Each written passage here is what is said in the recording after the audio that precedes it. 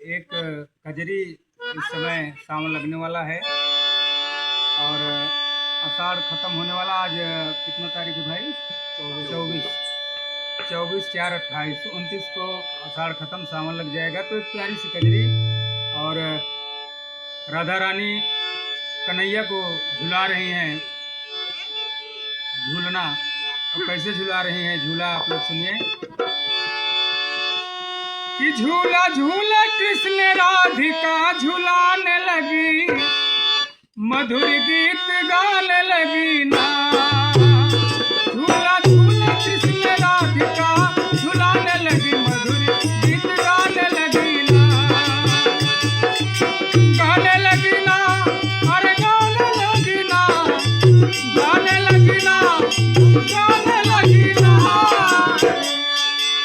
झूला झूला कृष्ण राधिका झुलाने लगी, मधुर गीत गाने लगी ना। गीत गाने लगी ना, गाने लगी ना, अरे गाने लगी ना, गाने लगी ना, गाने लगी ना। झूला झूला कृष्ण राधिका झुलाने लगी, मधुर गीत गाने लगी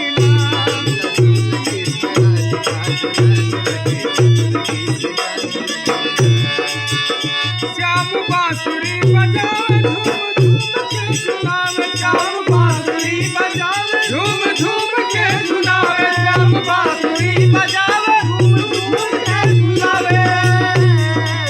अरे नाच नाच नाच नाच नाच राधिका उन्हें रिझाने लगी, मधुर गीत गाने लगी ना। नाच नाच उन्हें राधिका रिझाने लगी, मधुर गीत गाने लगी ना।